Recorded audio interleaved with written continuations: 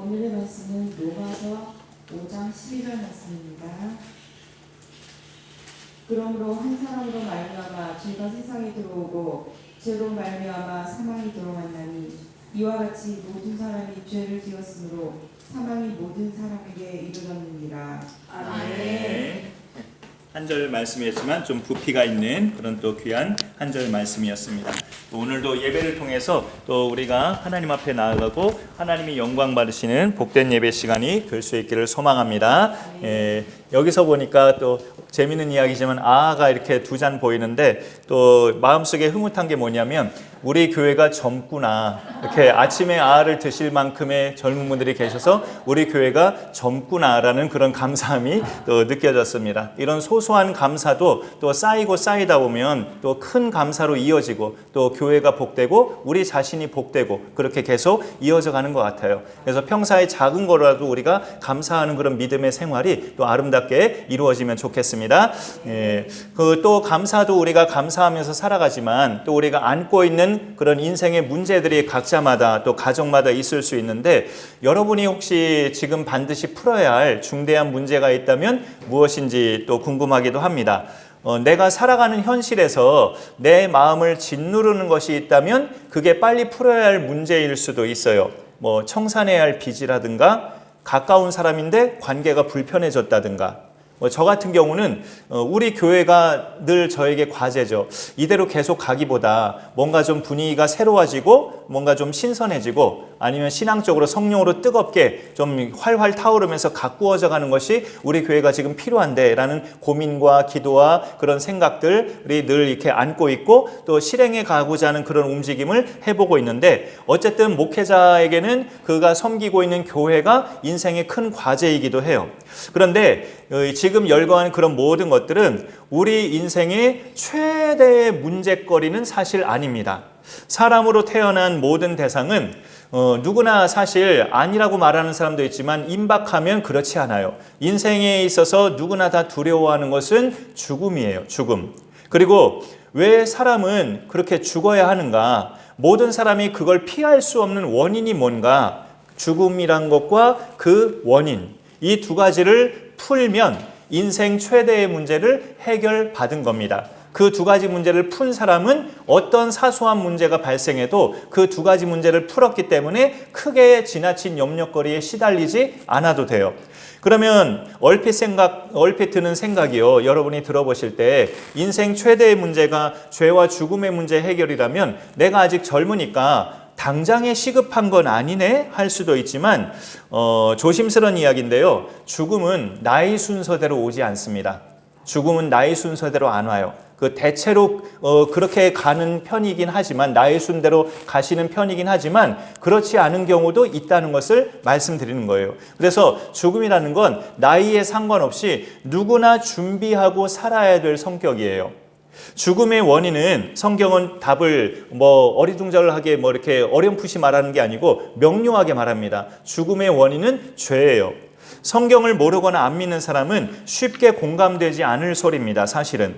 아니 사람이 세월이 흐르면 늙는 거고 늙으면 병도 나고 그러다가 죽는 게 자연적인 현상이지 그 죽는 게 왜 죄 때문이야? 라고 반문할 수도 있어요. 그렇지만 오늘 본문인 로마서 5장 12절도 그렇고 또 성경 여러 군데 말씀도 그렇고요. 인간의 죄의 결과가 죽음이라고 성경은 선언해요. 그래서 사람이 죽는 것은 본래 이게 우리도 잘 감지하는 그런 믿음의 내용이 아닐 수도 있지만 하나님은 본래 사람을 지으실 때 죽을 대상으로 지으신 게 아니에요. 아담을 지으시고 그가 잠드셨을 때 그의 갈빗대로 그의 여자 이브 하와를 지으시고 한 것이 그 처음 사람을 지으셨을 때 언젠가 몇백 년이 흘러서 이 사람들은 죽게 될 거야 라고 그런 죽음을 염두에 두고 지은 피조물이 아니라는 거죠. 근데 그 죽음의 결과는 죄로 인해 생겨진 파생된 것임을 성경은 이렇게 차근차근 읽어보면 우리가 답을 발견할 수 있어요. 우리가 그런 죄와 죽음의 문제를 해결하려면 몇 가지 궁금증을 우리가 가져야 하고 그걸 이제 명료하게 풀어야 하는데 어쩌면 여기 계신 분들은 이미 그 궁금증이 옛날에 가졌던 것이고 이미 성경을 접하셨다면 명료하게 푸신 분들도 계실 수 있어요. 저기 난방 꺼주실래요? 저기 난방이 이제 더워지는 것 같아요. 그 몇 가지 궁금한 질문은 제일 흔하게 할 수 있는 질문은 신은 정말로 있는가? 우리가 살고 있는 이 세상은 정말로 누군가가 만든 것인가? 자연적으로 생긴 게 아니고 혹시 신이 있다면 그 신은 어떤 존재인가? 근데 혹시 사람이 만들어낸 가상적인 존재는 아닐까? 신이 없는데? 아니면 진짜로 있을까? 이렇게 오락가락할 만한 생각, 그거에 대한 해답을 풀어야 되고요. 그리고 그 신을 기독교인들은 성경에서는 하나님이라고 하는데 성경의 내용은 정말로 사실인가? 이 성경의 내용이 약 1600년 가까이 걸쳐서 36명에서 40명의 사도와 선지자들이 기록한 책인데 성경은 진짜로 기독교인들이 믿는 하나님의 계시인가? 아니면 사람들이 조작해서 만든 것인가? 왜 그렇게 생각할 수 있냐면 솔직히 요즘은 그대로 믿지 말라고 말씀드리고 싶은 그런 여러 가지 자료들, SNS, 영상물들이 너무 또 많아요. 유튜브도 특히 그렇고 특히 정치와 관련된 유튜브는 너무나 그래요. 어떤 부분은 맞는 말일 수도 있어요. 보니까 일부는 맞는 말인데 전체적으로 보면 터무니없는 말들이 너무나 많다고요. 그런데 저같이 생각하는 현대인들은 성경도 그렇게 생각할 수 있거든요. 예수 안 믿으면. 저같이 이렇게 유튜브 다 믿지 마세요. 그런 거에 맹종하지 마세요. 그런 거에 끌려가지 마세요. 바보같이. 저는 그렇게 생각이 되는데 이런 마인드를 가진 현대인들 중에는 성경도 그렇게 생각할 수 있단 말이죠. 성경도. 이게 무슨 하나님 말씀이야. 사람이 만들어낸 조작물이지 하면서. 그리고 또 영혼과 내세는 정말로 존재하는가. 이 세상에 태어난 나는 그저 잠시 살다가 죽으면 끝나는 인생 아닌가 하면서 죽음 너머에 또 다른 세계가 있다는 것이 정말 그럴까? 아니면 그것도 사람이 지어낸 이야기일까? 우리가 궁금증을 가졌다면 궁금증을 가진 사람은 반드시 그걸 풀어야 됩니다. 그리고 인류 역사의 시작과 종말, 인류 역사 또는 우주 역사는 언제 도대체 어떻게 시작이 된 거고 그 끝은 있는 건가 없는 건가?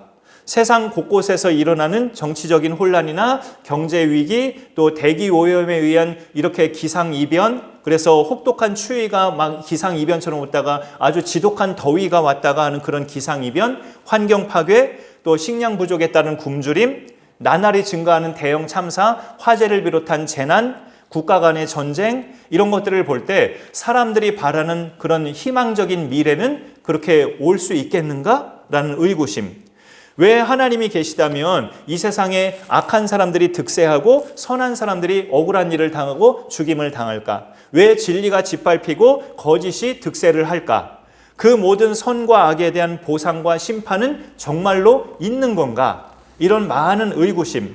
사실 지금까지 쭉 열거한 이런 질문들은 교회 다니고 예수 잘 믿는 사람들에게는 하나도 생소하지 않은 질문일 수 있어요.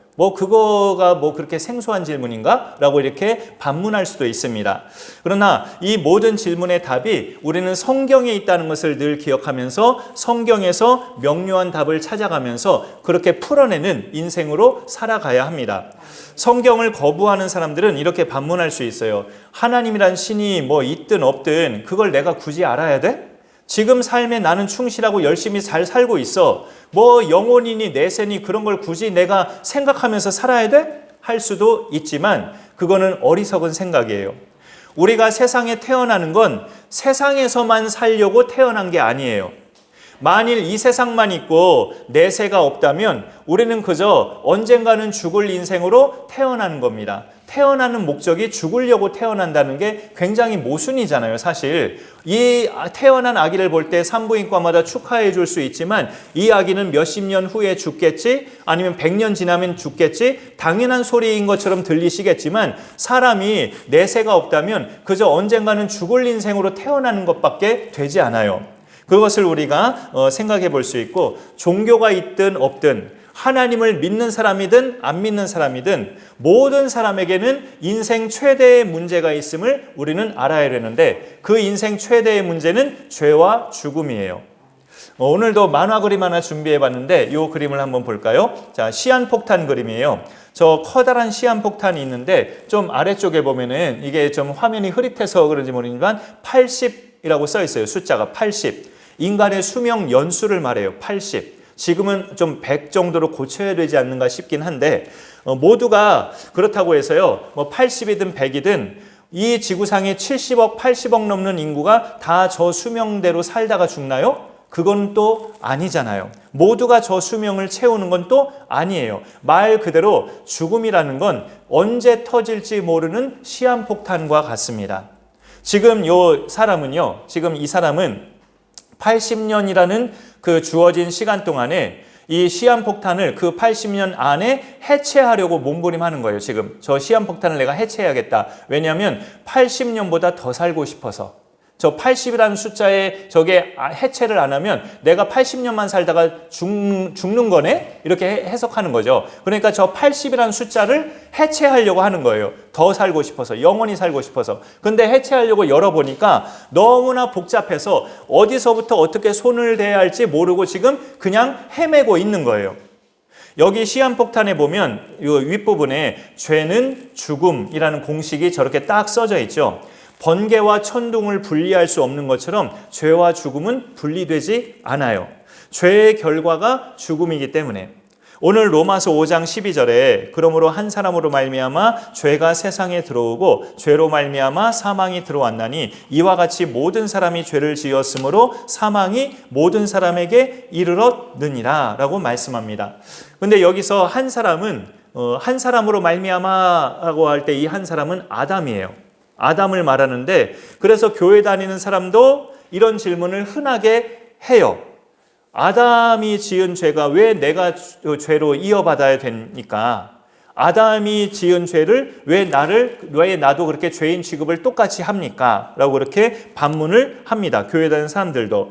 그런데 이제 그거는 또 자녀가 사춘기쯤 되면 그 자녀가 부모님을 볼 때 이런 모습은 또 괜찮지만 이런 모습은 내가 절대 닮지 말아야겠다 하면서 그렇게 다짐하는 것들도 있죠. 너무나 좀 이상하고 또는 창피하고 그런 모습이 있을 수 있잖아요. 자녀가 부모를 볼 때. 그런데 또 그 자녀도 그런 생각을 하지만 자기도 모르는 사이에 부모의 그런 습성도 닮아가요. 살다 보면. 또 목소리도 닮고 얼굴 생김새, 외모도 닮지만 또 체격도 닮을 수 있지만 성격이나 성품도 자녀는 부모를 닮아가요. 그러니 아담의 후손들인 우리는 당연히 우리의 조상인 그 아담의 죄성을 똑같이 타고나는 거예요. 아담만의 책임이 아니라 우리도 피장파장, 도찐개찐이에요.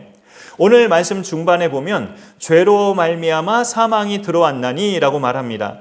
죄의 결과가 죽음이라고 성경이 선포하고 있어요.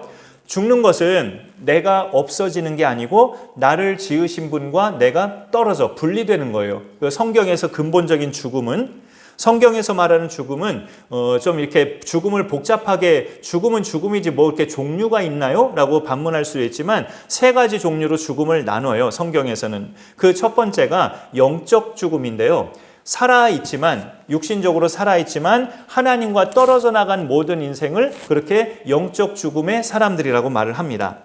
우리가 누군가를 축하할 일이 있을 때 꽃다발을 사서 이렇게 축하의 표시로 꽃다발을 사주는 경우가 있는데 사실 꽃다발은 보기에는 예쁘지만 이미 뿌리에서 뽑아진 꽃들이잖아요. 뿌리에서 뽑아진 꽃들을 꽃집에서 파는 거죠.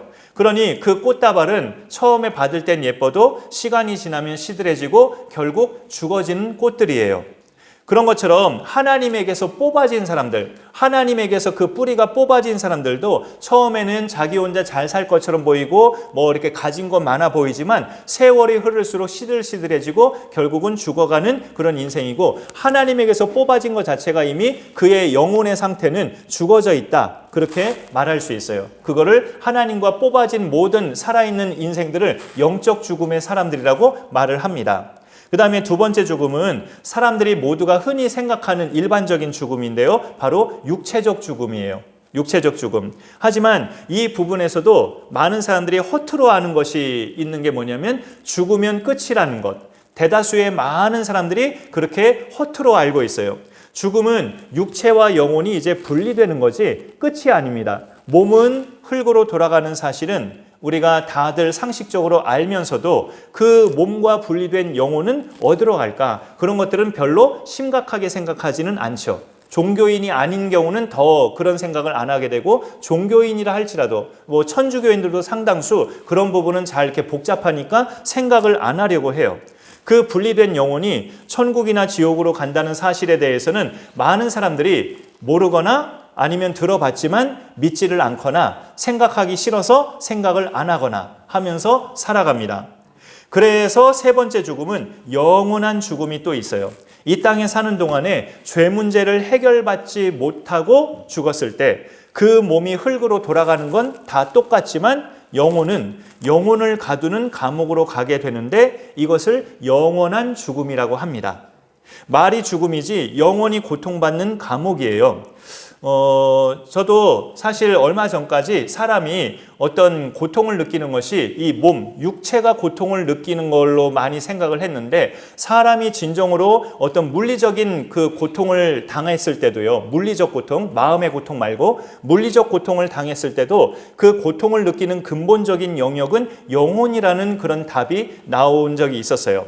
여러분이 그 가스레인지가 있잖아요, 집에. 그 가스불을 켰을 때 이거는 미친 짓이지만 그 불 켜진 가스불 위에 손을 딱 이렇게 올려놓으면 어떻게 될까요? 견딜 수가 없겠죠. 뜨거워서 바로 이렇게 떼버리겠죠. 그거는 내 영혼이 고통을 느끼는 건가, 내 이 손, 육신이 고통을 느끼는 거였을 때 얼핏 사람들이 그건 손이 고통을 느끼는 거지요, 육신이 고통을 느끼는 거지요 라고 이렇게 명답이라고 자신 있게 말할 수 있겠죠. 그런데 그렇게 살아있는 사람은 그렇게 고통을 느끼니까 금방 떼지만, 영혼이 빠져나간 사람, 죽은 사람을 말하는 거예요. 영혼이 빠져나가서 시체가 된 사람에게 그 가스불을 켜고 그 시체가 된 사람의 손을 갖다 대면 시체가 된 그 사람은 고통을 느낍니까? 아무 반응이 없습니까? 아무 반응이 없죠. 영혼이 빠져나갔으니까, 몸만 있으니까.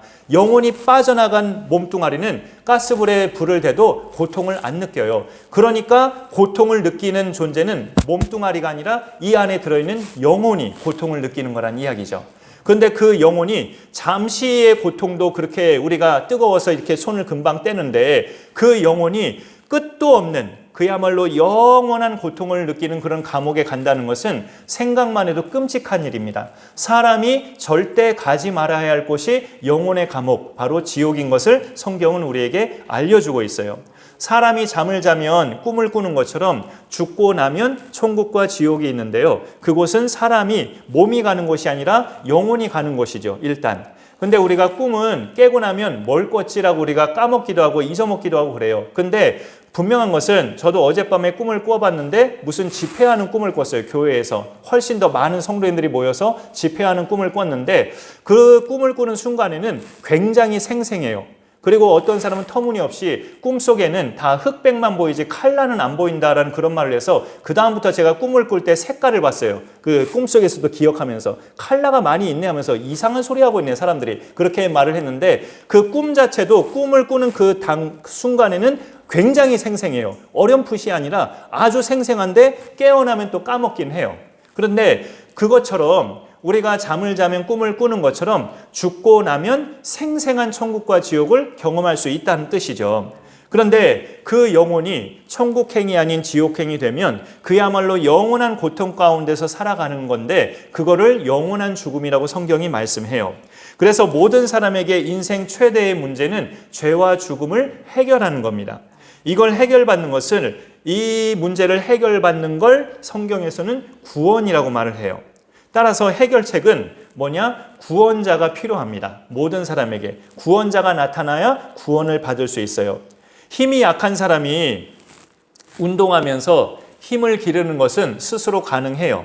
영어를 전혀 못하는 사람이 독학을 해서 영어로 대화하는 것은 스스로 가능해요. 요리를 전혀 못하는 사람이 몇 가지 요리를 유튜브나 요리책을 통해서 배워서 만들거나 먹어보는 것은 스스로 가능해요. 이 세상에서는 독학으로 어느 정도 할 수 있는 일들도, 그런 분야도 굉장히 많아요. 하지만 죄와 죽음의 문제는 스스로는 절대 해결 불가능입니다. 사형 선고 받은 사람이 자기가 자기를 사면할 수 없는 것과 똑같아요. 별도의 구원자가 나타나야 하는데 우리의 최대 문제가 죄와 죽음이기 때문에 구원자의 자격 조건은 죄가 없고 죽음의 문제를 해결할 수 있는 능력자여야 합니다. 성경은 사람 중에는 죄 없는 대상이 없다고 선언해요. 그러면 답은 하나예요. 사람을 지으신 하나님만이 그 자격자예요. 그런데 하나님은 영적 존재이기 때문에 우리처럼 몸이 있는 분이 아니셔요, 원래. 우리 죄를 해결하시려면 우리처럼 몸을 가지셔야 하는데 하나님은 그 방법을 당신의 독생자 예수 그리스도를 사람으로 이 땅에 나게 하신 겁니다. 예수님을 사람으로 이 땅에 오셨지만 그분은 본질적으로 죄가 없는 하나님이시기 때문에 우리의 죄값을 치르시기에 아주 유일하게 적합한 분이셔요.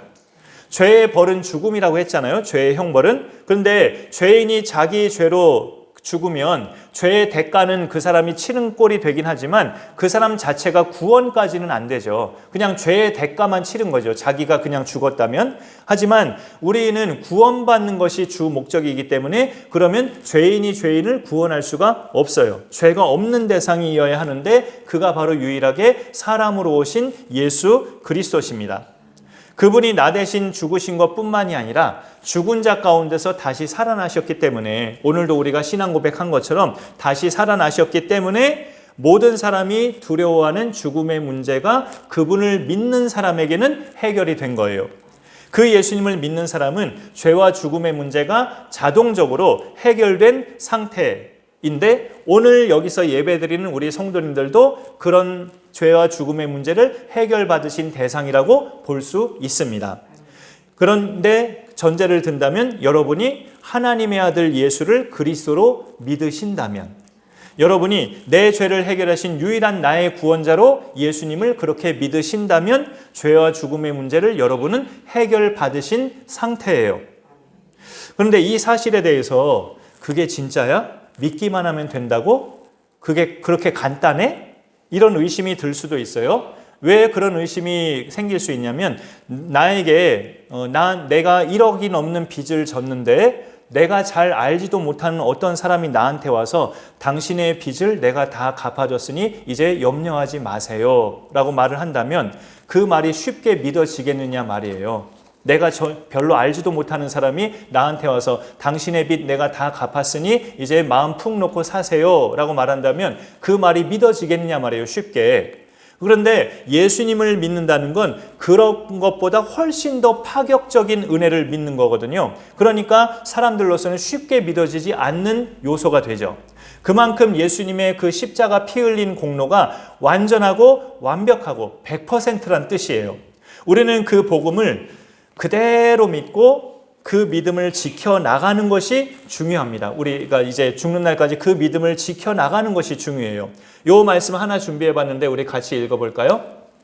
추가 말씀 고린도후서 13장 5절입니다. 시작. 너희는 믿음 안에 있는가? 너희 자신을 시험하고 너희 자신을 확증하라. 예수 그리스도께서 너희 안에 계신 줄을 너희가 스스로 알지 못하느냐? 그렇지 않으면 너희는 버림받은 자니라.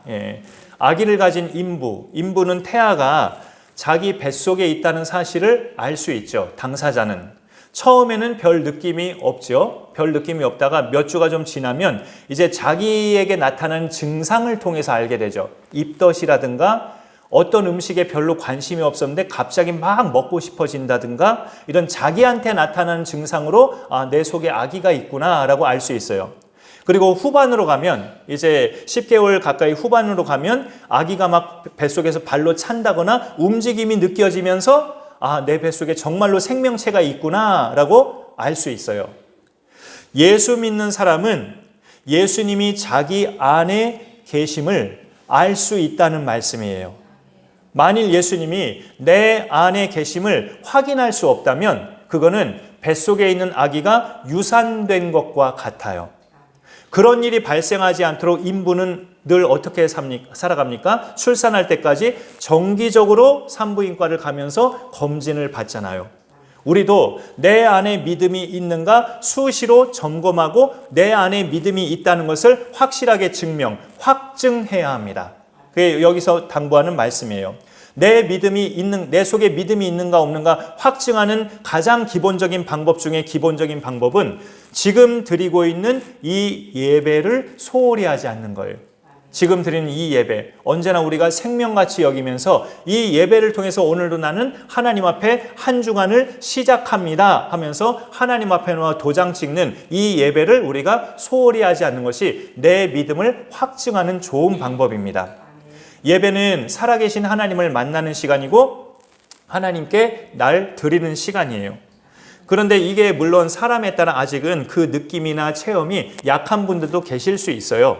약한 분들, 아직은 잘 모르겠는 분들도 계실 수 있어요. 그러나 적어도 내가 예배드리는 시간에 늘 이렇게 오고 이런 예배 순서에 따라 내가 하나하나 잘 따라서 임하고 있다면 하나님을 만나려는 몸부림이에요. 그거는 내가 잘 모르겠다, 나는 그런 거 목사님이 하는 말씀 저는 아직 잘 모르겠어요 하는 분들도 계실 수 있어요. 그러나 적어도 이 시간에 계속 나오고 계시고 이 순서에 따라 예배에 임하고 계시다면 하나님을 만나려고 몸부림하는 증거예요. 그게. 그러면 그렇게 시도를 자꾸 하면 하나님께서 그 마음에 하나님을 만나고 싶은 사모함도 주시고 사모하는 마음이 계속 커지면 하나님을 체험하고 느끼고 하나님과 동행하면서 살아가는 인생이 되는 겁니다. 그런 부분들을 우리가 기억하면서 이 신앙생활의 가장 기본인 예배에 우리가 또 생명을 거는 그런 우리의 삶이 되면 좋겠습니다. 이 단계까지 가면 이제 본인이 스스로 확신할 수 있어요. 뭐를 확신할 수 있느냐? 나는 인생 최대의 문제, 죄와 죽음의 문제를 해결받은 사람이다는 것을 확신할 수 있어요. 그렇게 확신 있는 사람은 이제 여생을 어떻게 살아야 할까요? 내 안에 계신 예수님을 다른 사람 안에도 계시도록 인도하는 것이 우리의 이제 여생 동안에 할 일입니다. 그게 죄와 죽음의 문제를 해결받은 자들의 사명이에요.